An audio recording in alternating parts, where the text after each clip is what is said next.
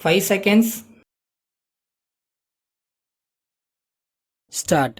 சட்டமன்றத்தில் ஓர் உறுப்பினர் பேசியதாவது: தலைவர் அவர்களே, இந்த இடைக்கால வரவு செலவு இடைக்கால திட்டம்தானே என்பதால் வேலை திட்டங்களை வகுக்காமல் அறிக்கையை மாத்திரம் அளித்திருந்தால் குறை கூற வாய்ப்பு இருந்திருக்கும். ஆனால் இப்போது மக்களுக்கு பயன்படுகிற பல திட்டங்களை அடக்கி இந்த வரவு செலவு திட்டம் தயாரிக்கப்பட்டிருப்பது மகிழ்ச்சி அளிக்கிறது. முதலாவதாக, வீடு கட்டும் திட்டத்தை குறித்து நான் ஒரு வார்த்தை சொல்ல விரும்புகிறேன். நடுத்தர வருமானம் உள்ளவர்களாக இருந்தாலும் சரி, குறைந்த வருமானம் உள்ளவர்களாக இருந்தாலும் சரி, நாட்டின் பல பகுதிகளிலே அதிகமாக வீடு கட்டும் கூட்டுறவு சங்கங்கள் ஏற்படுத்த வேண்டும். வீடு கட்டுவது எந்த தலைப்பின் கீழ் இருந்தாலும் இன்னும் வீடுகள் வேண்டும் என்பதை ஒப்புக்கொண்டுதான் ஆக வேண்டும். பெரிய நகரங்களில் பார்த்தால் குடிசைகள் வளர்ந்து கொண்டே இருக்கின்றன. இதை குறைப்பதற்கு ஏராளமான வீடுகள் கட்ட வசதி செய்ய வேண்டியது மிக அவசியம். வீட்டு வசதி வாரியம் மூலமாகவோ அந்தந்த பகுதிகளில் இருக்கிற ஊராட்சிகள் மூலமாகவோ உடனடியாக இந்த பிரச்சனையை தீர்ப்பதற்கு வழி செய்ய வேண்டுமென்று நான் இந்த நேரத்தில் கேட்டுக்கொள்கிறேன். அடுத்தபடியாக, சேலத்தில் ஒரு பொறியியல் கல்லூரி நிறுவப் போவதாக வரவு செலவு திட்டத்தில் குறித்து இருப்பதை நான் மிகவும் வரவேற்கிறேன். ஒரு மாவட்டத்திற்கு ஒரு கல்லூரி வீதம் ஏற்படுத்த வேண்டும் என்பதுதான் என்னுடைய அவா. கோவையில் ஒரு மருத்துவக் கல்லூரி வேண்டுமென்று நீண்ட காலமாக ஒரு கோரிக்கை இருந்து கொண்டிருக்கிறது என்பதை நாம் அறிவோம். ஏதாவது ஒரு வகையில் உடனடியாக அது குறித்து அரசு ஒரு முடிவு செய்தால் நல்லதாக இருக்கும் என்று நான் கருதுகிறேன்.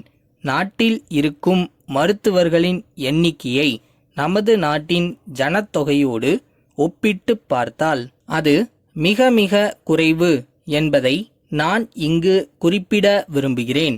மருத்துவ சிகிச்சை உண்மையிலேயே சரியான முறையில் நடக்க வேண்டுமென்றால் நாம் மருத்துவர்கள் எண்ணிக்கையை பெருக்கித்தான் ஆக வேண்டும்.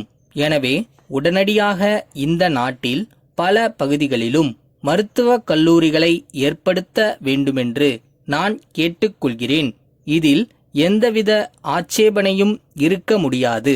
அடுத்த வரவு செலவு திட்டத்தில் இந்த நாட்டில் 3 மருத்துவ கல்லூரிகளாவது நிறுவுவதற்கு ஏற்பாடு செய்தால் நலம். எந்த இடத்தில் நிறுவ வேண்டும் என்பதை அரசிற்கு விட்டுவிடலாம்.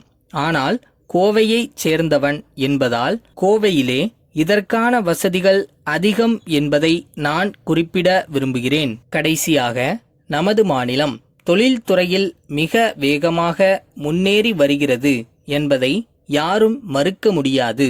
ஆட்சி பொறுப்பில் உள்ளவர்கள் வேகமான வளர்ச்சிக்கு என்னென்ன செய்ய வேண்டுமோ அதையெல்லாம் செய்து வருகிறார்கள்.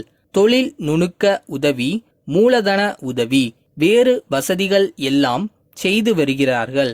இப்போது ஏதாவது ஒரு தொழில் ஆரம்பிக்க வேண்டுமானால் அதற்கு வேண்டிய உருக்கு கிடைப்பதில்லை, சிமெண்ட் கிடைப்பதில்லை.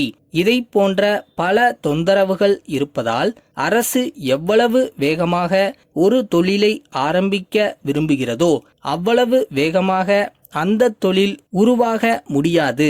எனவே அந்த தொழிலுக்கு வேண்டிய அடிப்படை தேவைகளை பூர்த்தி செய்ய மாநில அரசுக்கு அதிகாரம் இருக்க வேண்டுமென்று சொல்லிக்கொள்ள விரும்புகிறேன்.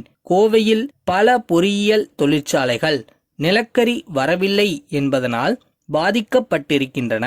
அடிக்கடி இந்த நெருக்கடி ஏற்பட்டு கொண்டிருக்கிறது என்பதை நான் நினைவூட்ட விரும்புகிறேன். நாட்டின் வளர்ச்சி வேகமாக ஏற்பட்டு கொண்டிருக்கும் போது நமக்கு வேண்டிய போக்குவரத்து வசதி இல்லாததுதான் இதற்கு காரணம் என்று நினைக்கிறேன். அது எப்படி இருந்தாலும் நமது மாநிலத்தை பொறுத்தவரையில் ஒரு உபரி கையிருப்பு வைத்துக்கொள்ள அரசு ஏதாவது ஏற்பாடு செய்தால் நல்லது என்பது என்னுடைய கருத்து. அப்படிச் செய்தால் இந்த மாதிரி சமயங்களில் அதை பயன்படுத்திக் கொள்ளலாம். இது குறித்து அரசு ஒரு நல்ல முடிவு செய்ய வேண்டுமென கேட்டுக்கொள்கிறேன்.